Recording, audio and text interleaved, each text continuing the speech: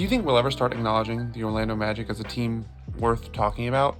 Because they go up against Cleveland in the first round, and they lose the first 2 games in Cleveland, and it feels like that classic, oh, okay, this young, inexperienced team, they got to the playoffs, which was a really great accomplishment, but ultimately, it's still going to take some time for them to actually make some noise. Well, a few days later now, and the series is tied, because Orlando not only took care of business on their home court, winning games 3 and 4 to tie up the series, they won those games by a combined 61 points.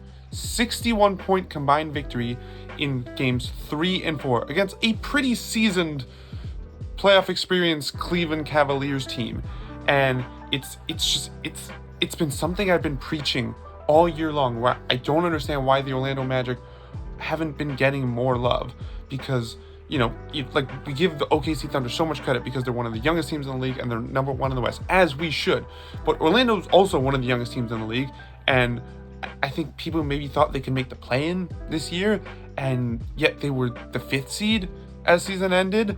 And specifically Paolo, banchero, it's the same thing. I don't understand why this guy isn't a bigger deal.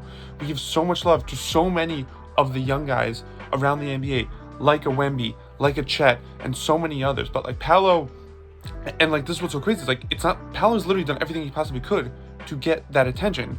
Number 1 overall pick, rookie of the year, all-star by year 2, great numbers, led his team to an actual playoff appearance. Again, top 6 outside the play-in tournament. I just don't get why he's not talked about in that same sentence of young budding superstars, because he's literally doing everything you could possibly want, where it's not just numbers, it's tangible accomplishments, like rookie of the year, like all-star. He'll probably make all-NBA this year, and then also to lead his team to a number of wins that gets you to the playoffs. What more do you want? I can't break it down more than that. And he has a really good first few games of the playoffs, 25, 8 and 4 on 49% shooting. So it's okay, this is another test that he's passing, because we all like to talk about the difference between regular season basketball and playoff basketball and thriving in one versus the other. And he's doing it. He's thriving. He's putting up numbers in the playoffs. He's producing in the playoffs. So another checkbox, but again, still nothing. I just don't get it. And then he has a bit of a dud game 4 / not a bit. He did have a dud game 4, 9 points on 4 of 14 shooting. But then here comes Franz Wagner, 34 points on 13 of 17 shooting to help Orlando win game 4.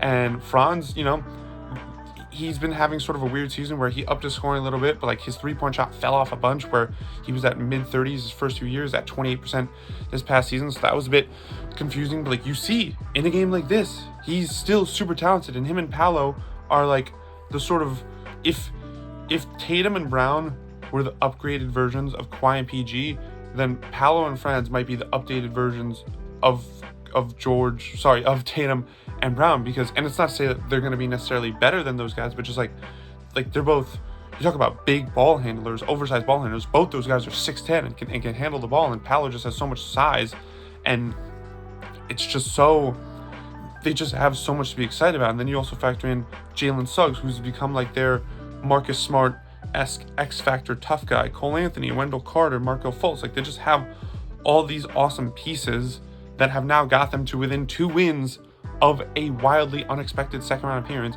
and it just feels like no one's talking about it. No one's mentioning them. And I understand it to a point, because I understand how the national media works. Now we're going to talk about the Lakers, we're going to talk about the Nuggets, Knicks, Celtics, all that stuff, but it's just, I don't know. I feel like if you're just not paying attention to this, if you're just going to boil the Magic Cavs series down to, oh, well, it's the classic NBA TV matchup, you're just kind of doing a disservice to yourself and the supposed love of basketball that I assume you have. Because it's I don't want to sit here and say this is why the Magic are going to win the series, because ultimately Cleveland still has home court and they can easily win game 5 and 6 or win game 5 and lose game 6, but then still win game 7 at home. But it's what Orlando is doing right now is just another addition in what has just been a long list of superseding expectations on the year, where it's Paolo's just turning into more and more of a bona fide star. Franz Wagner has shown these incredible moments. Jalen Suggs really seemed to have found his niche. Jamal Mosley, maybe coach of the year, and it's all come together in this season where, again, before the year, you thought maybe this could be a play-in team, maybe, but even then, a lower end play-in team, the 9-10 spot, and for them to not only do that, but for them to make the playoffs as the 5 seed, and for them not only to just make the playoffs, but to put up a legitimate fight where they're not just going out in 4 or 5 games. It's going to be at least a 6-game series now, and who knows what they can do. It's just been so impressive, and I wish we were talking about it more because I think it's worth talking about and celebrating.